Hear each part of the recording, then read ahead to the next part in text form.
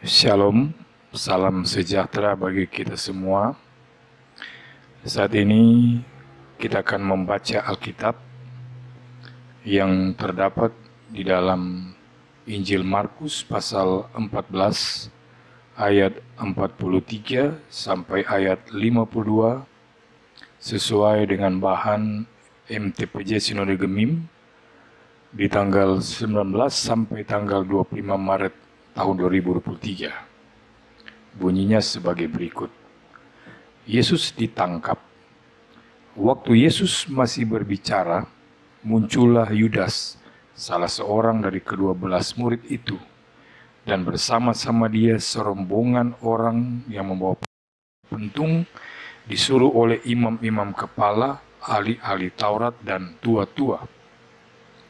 Orang yang menyerahkan dia telah memberitahukan tanda ini kepada mereka. Orang yang akan kucium, itulah dia. Tangkaplah dia dan bawalah dia dengan selamat. Dan ketika ia sampai di situ, ia segera maju mendapatkan Yesus dan berkata, "Rabi," lalu mencium dia. Maka mereka memegang Yesus dan menangkapnya. Salah seorang dari mereka yang ada di situ menghunus pedangnya, lalu menetakkannya kepada hamba imam besar sehingga putus telinganya.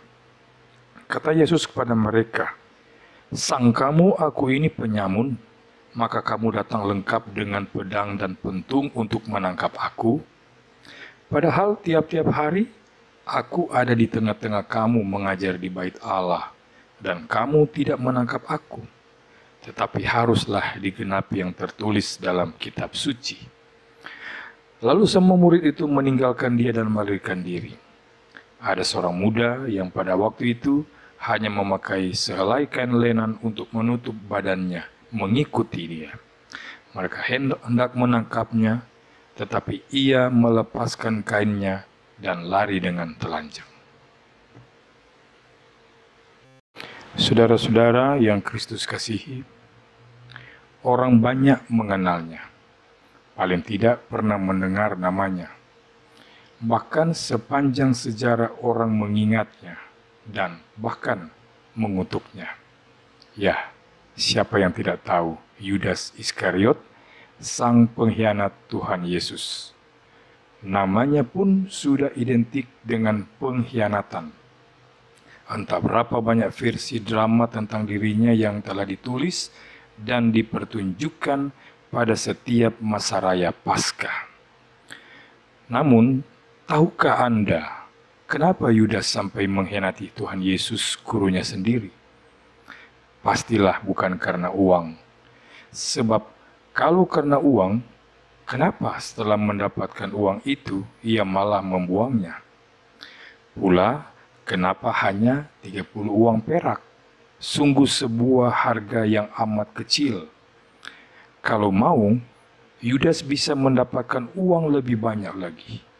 Para pemimpin agama Yahudi ketika itu tentunya akan mau membayar berapapun yang Yudas minta untuk menyerahkan Tuhan Yesus. Juga pasti bukan karena Yudas membenci Tuhan Yesus. Buktinya setelah ia berhasil mencelakakan Tuhan Yesus dengan mengkhianati, sebaliknya dari senang, Yudas malah sedih dan menyesal. Begitu menyesalnya sampai-sampai ia gantung diri. Lalu karena apa? Ini pertanyaan yang sulit dijawab. Lebih-lebih karena Yudas sudah terlanjur dicap buruk, sehingga seakan-akan tidak ada kebaikan sedikit pun dalam diri Yudas. Orang hanya tahu Yudas adalah pengkhianat, titik. Tetapi jarang mencoba mencari tahu kenapa Yudas sampai tega berbuat demikian. Mari kita rekonstruksi keadaan pada masa itu. Pada waktu itu, bangsa Yahudi sedang dijajah oleh bangsa Romawi. Orang Yahudi memiliki pengharapan mesianis, yaitu pengharapan akan datangnya Mesias, sang pembebas yang akan menjadi pemimpin nasional dan mengembalikan kejayaan mereka seperti pada masa Raja Daud. Pengharapan itu sudah muncul jauh sejak zaman pembuangan di Babel ratusan tahun yang lalu. Di pihak lain, Tuhan Yesus adalah tokoh yang sangat populer. Dia adalah tokoh dengan karisma sangat besar. Kata-katanya penuh kuasa. Dia begitu populer sehingga dapat menghimpun orang dalam jumlah besar. Dia juga bisa membuat banyak mujizat yang luar biasa. Sebagai salah seorang yang dekat dengannya, Yudas tentunya menyadari potensi ini. Bahkan sejak awal tampaknya Yudas tahu bahwa Tuhan Yesus bukan tokoh sembarang tokoh. Bisa jadi karena itu juga Yudas mau mengikutinya dan menjadi muridnya. Namun kemudian rupa-rupanya Yudas jadi kecewa. Sang guru bukannya segera menghimpun kekuatan massa untuk mengusir penjajah Romawi, dia malah mengajarkan tentang mengasihi musuh dan memberkati orang yang menganiaya. Sang guru bukannya aktif dalam pergerakan revolusi, dia malah sibuk mengurusi orang-orang miskin dan terbuang. Padahal seperti orang-orang Yahudi lainnya, Yudas juga sangat mencintai bangsanya. Ia ingin agar bangsanya terbebas dari cengkeraman penjajah Romawi. Ia rindu melihat bangsanya berkembang menjadi bangsa yang besar seperti zaman Raja Daud dulu. Tampaknya Yudas lantas berpikir begini. Mungkin sang guru harus dipaksa untuk menunjukkan kekuasaannya. Sang guru harus dihadapkan pada situasi dan kondisi di mana dia tidak dapat mengelak untuk bertindak. Kalau sampai itu terjadi, Yudas sangat yakin orang banyak akan berada di belakang Yesus. Tuhan Yesus hanya tinggal memerintahkan dan revolusi akan pecah. Maka dibuatlah skenario ciuman maut atau ciuman pengkhianatan di Taman Getsemani. Dan terjadilah tragedi yang membuatnya begitu merana dan menyesal sampai-sampai ia mengambil jalan pintas gantung diri. Yudas tidak pernah berpikir akhirnya akan seperti itu.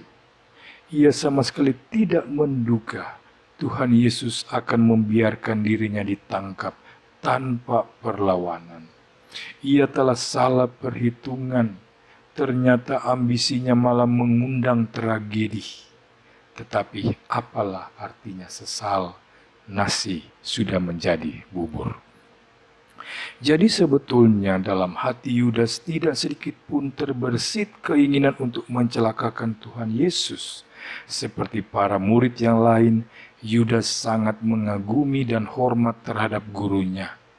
Yudas hanya salah langkah. Telah memaksakan keinginan dan caranya sendiri untuk Tuhan Yesus lakukan. Itu saja. Sejarah telah mencatat betapa keinginan dan ambisi pribadi yang dipaksakan terhadap orang lain sering mengundang tragedi. Dan kisah Yudas sebagai contoh.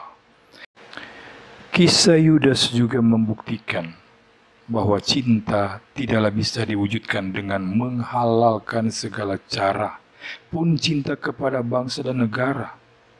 Cinta terhadap apapun dan pada apapun tetaplah harus didasarkan pada koridor kebenaran yang berlaku. Cinta tanpa kebenaran adalah cinta yang membabi buta.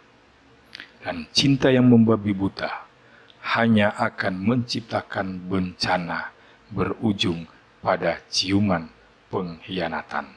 Tuhan Yesus memberkati kita semua. Amin.